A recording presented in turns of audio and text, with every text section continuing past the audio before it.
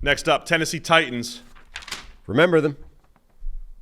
We didn't forget him this time. Number 29 on the composite. Multiple Ds. And a B from PFF for the Tennessee Titans. That's basically a D for compared with our, when you basically adjust a our D. GPA. It is bottom 7 or so by PFF. Started with JC Latham, the tackle out of Alabama, and then more size. Tavondre Sweat. A lot more size. Big defensive tackle out of Texas at round 2, pick 38. Cedric Gray, the linebacker out of North Carolina. Also got cornerback Jarvis Brownlee Jr. from Louisville. Jaquan Jackson, the wide receiver out of Tulane that you like a little bit. We'll talk about that. Safety / linebacker James Williams out of Miami, and edge Jalen Harrell from Michigan. Your thoughts on the Titans draft here? So I would like to know, this is one of those situations where I would love the unfiltered, unvarnished, off-the-record answer to where was JC Latham relative to Joe Alt on their board? Was this a reaction to Joe Alt being picked and they went, uh-oh, next, our guy's gone, who's next? And they just grabbed JC Latham? Or like how close was that? You know, I'm always a little bit twitchy when teams draft a guy immediately after a guy that would have seemed like the most obvious player they would pick, and they draft the same position immediately next. Let's talk this out here because as a proponent of drafting the best player available, regardless of what's on your team. Yes. Let's picture this scenario that you're describing here with the Titans. There's a very good chance that they have Rome Odunze with a higher grade than JC Latham. Yeah. And there's also, if they're like others, they may have had Joe Alt in his own little tier of blue chip tackle. Mm-hmm. And maybe you still have Latham as a blue chip tackle, but a slight tier below, where his grade is maybe below Rome Odunze at wide receiver. And then you have Latham, you have Fuanga, maybe you have Fashanu in a similar tier of tackle. And so if I was drafting, I'm like, it's easy. I'm in the seat here, Sam. I don't have to put the team out there. It's not my name next to it. I just draft the best players. So if I went by my strategy, I would have taken Rome Odunze, wide receiver out of Washington, and we would have trotted out DeAndre Hopkins for one more year, Calvin Ridley, Rome Odunze, Traylon Burks as your change of pace guy. That's unbelievable. That's one of the best receiving cores, at least for 1 year in the league, and there's potential to stay as one of the best going forward with that group. But we'd have the worst tackle situation in the NFL. So, is my strategy the right one over time? Because then they could have come back at pick 38 and maybe taken Patrick Paul or some other tackle. Maybe they wouldn't. But is mine the right strategy over time? Or is this the time where you have to cheat a little bit? Just say, look, our offensive line's so bad, we have to get a tackle in there. Latham's the next guy for us. Let's do it. I imagine that there was a debate. Not a debate, but they're looking at him versus an Odunze and saying maybe Odunze's got a slightly higher grade, but we got to go with the need pick here of tackle and JC Latham. Yeah, it always just feels slightly bad when a guy follows somebody that was obviously the pick that they, I think, should have wanted, whether or not they did, as the top guy on their board. It's also a little bit, like this one in particular, JC Latham, they're going to start him at left tackle. They've already said that. So they're taking a college right tackle and moving him over to the left side, and a college right tackle that some people questioned whether he has, like a college right tackle that multiple people, not just me, multiple people had sort of said, maybe he's better at guard. Like, is that a guard? Is that a guard skill set? Now you're taking that guy and moving him to the left tackle where he hasn't played yet. Generally speaking, I don't have a problem with swapping sides of the line, and as a prospect coming into the NFL, I think you're already transitioning in a major way anyway. You might as well add that to the plate.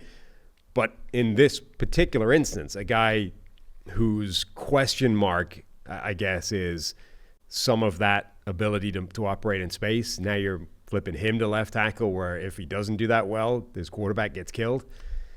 Love it. As we've said before, flipping sides isn't an issue, but most of the time it's from left tackle to right tackle, and most of the time the left tackle is the better pure athlete. The NFL, the college and the NFL is usually putting the better pure athlete at left tackle. So we've seen that a million times. Like, look at the best right tackles in the NFL. Most of them played left tackle in college. The college right tackles who have tried to switch to the left, ironically, an Alabama right tackle, Jedrick Wills, has struggled a little bit with the Browns moving from the right to the left. Was there anyone else Like we talked about DeJuan Jones maybe doing that last year. He hasn't had to do that yet. Played right tackle last year for the Browns. Is there anyone else I can't think of? I'm sure there are, but I can't think of any off the top of my head. The other guy that we mentioned on yesterday's show, Trent Brown, has been moving left and right all over the place. And on paper, he doesn't look like... He's also got this... he's a monster that, doesn't seem like the guy that should be doing it all the time, but he does it fine. So it's not impossible. I don't have a problem with trying that out. He's also got the catastrophic history of Alabama tackles working against him. Yeah, we did break that down before the draft. It is interesting, though, in particular for the Titans. Like, okay, again, in abstract terms, don't really have a problem with taking a college right tackle, asking him to play left. But the Titans need both tackles. It's not like left is any worse of a need than the right tackle spot. Right now, their right tackle. They like Nicholas Petit-Frere, even though there's no evidence to say that's a good He had a 35 grade last year. I'm just saying they liked him more. They literally have no left tackle on the roster. Like Dylan Radunz shouldn't be playing tackle. Neither should Nicholas Petit-Frere. Peter Skoronski could be playing left tackle. But that's what I'm saying. So you have a glaring need at both tackle spots is my point. Why would you if it's one thing if you only need the left side and you don't need the right side and you draft a right tackle and you're like, well, he's going to play left side because that's where the need is. We're okay on this side. That's just part of the bargain.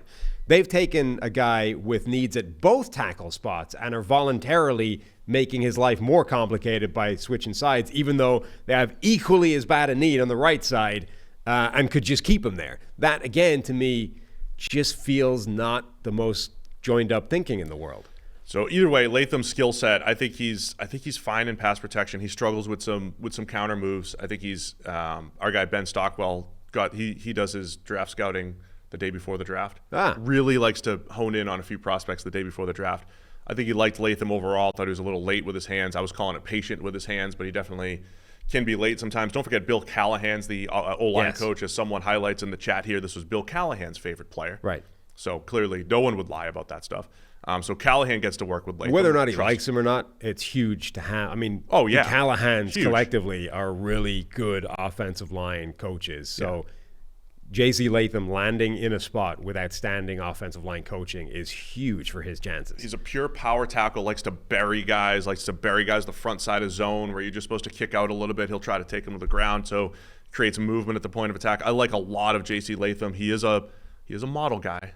So I'm not hating on this at all. I like JC Latham. I'm just interested in that whole discussion if they debated taking maybe a potentially better prospect in a guy like a Dunze versus, hey, let's make sure we can't go into the season with this type of offensive It's just line. like every aspect of this would feel better if that player was Joe Alt, right? He's a better prospect at the right spot of the line. You know what I mean? Like the whole thing just feels better if it's Joe Alt where everybody thought they were going to go and where they presumably wanted to go, and then Joe Alt's gone.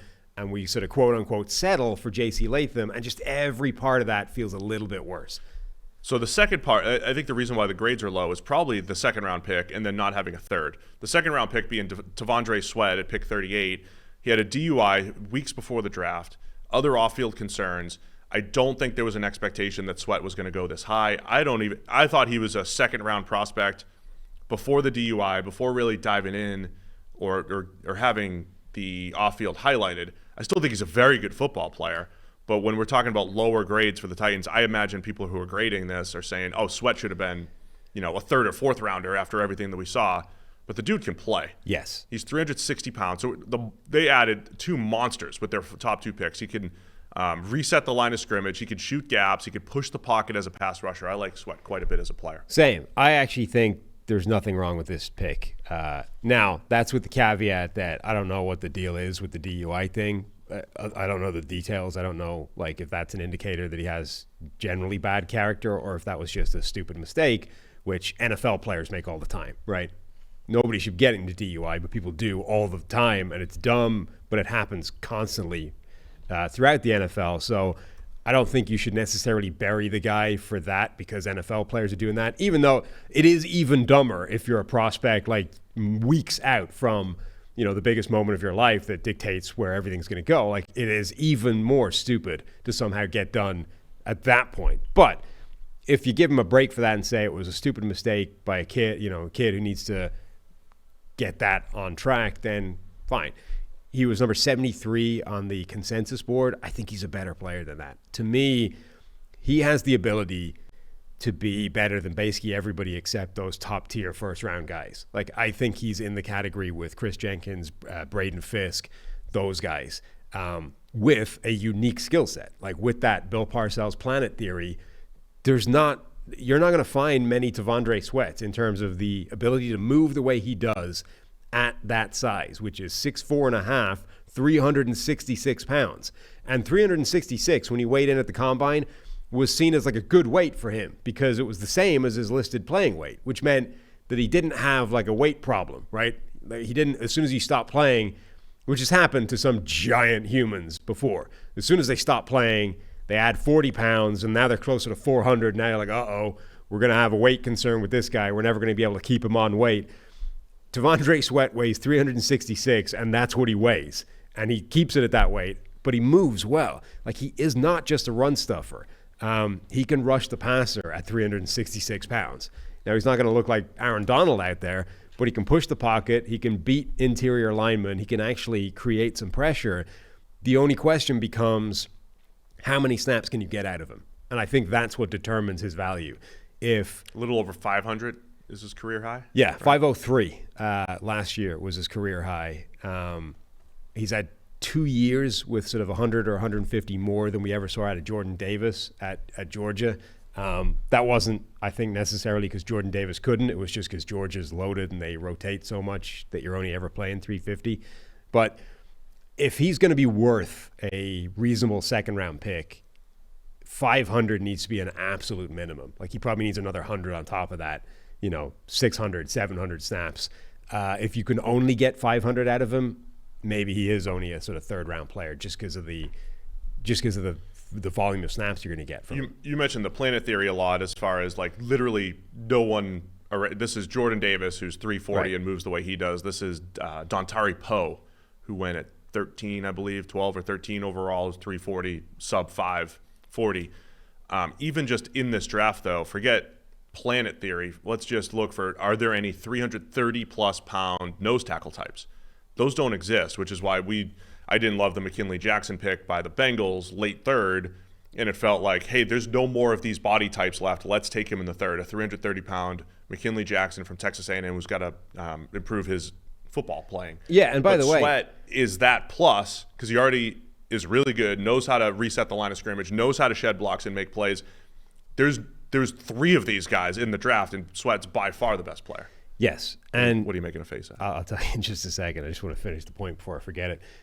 Like, we kind of criticize guys like Trent Baalke for taking these athletes who you could make the same argument. Like Trayvon Walker, literally the planet theory. There has only been one human that has the composite of size, speed, athleticism, change of direction, length, everything that Trayvon Walker had rolled together. One guy walking the planet that fits all those categories. So you can perfectly argue, well, the planet theory, there's only one of these guys, got to get him. The difference, the only times I will argue for the planet theory is if the guy has already demonstrated good football playing ability at that size. Right. Or at those dimensions. T'Vondre Sweat was the best graded defensive tackle in this draft class last year. Like, he had a better grade than Byron Murphy, than Johnny Newton, than all these things, right? So he's already good and has the planet theory. The thing I was laughing at in the chat was Walt saying that weight will be an issue if Sweat gains more. I mean, yeah, that's how that works. Like, if he balloons in weight, it'll be a problem. But the point being, he's yet to demonstrate that. He is just a giant human who has stabilized his weight at 365 pounds. And in response to someone else in the chat, I realized Sweat didn't necessarily play nose tackle at Texas. He had a number of snaps there, but not. Played some. He was mostly not a nose tackle. I believe the NFL's looking at him as a nose tackle, and they played him at nose tackle at the Senior Bowl. The one other thing is I think it frees up Jeffrey Simmons a little bit more on the defensive line. So overall, I really do like the player. The risk there was whatever you think about off field. And you know how I like themes in the draft. I like the theme of adding a 340-pound mauling tackle in JC Latham and a 360-pound nose tackle body type in T'Vondre Sweat. They added 700 pounds worth of human in the first 2 rounds. Yeah, so that makes up for not having a third-round pick. Okay. Well, that's the next. Yeah. So which team you added? Average it out. Right. The most pounds added in the first 3 rounds. They're pretty close. Titans might be up there. Right. I know as far as other picks, Jaquan Jackson, the guy that stands out there for you. Yeah, I like Jaquan Jackson as a pure kind of slot receiver. You know, I think he can. I think he's got good skills to get open. He's small, but he's very fast and quick. He's a good route runner. He's kind of stocky. Like he's 5'8" or 5'9", I think, but he's 190 pounds at 5'9", which for a wide receiver is pretty chunky. You know what I mean? Like Xavier Worthy is 165 pounds at like 3 or 4 inches taller than him. So he's got 20 pounds on a guy like Xavier Worthy, despite being 3 or 4 inches shorter than him. He's not amazing at the catch point, but you wouldn't expect him to be at 5'9". But he's good after the catch, and just his Senior Bowl reps are really impressive from the slot. I think he's a good receiver to add to that group.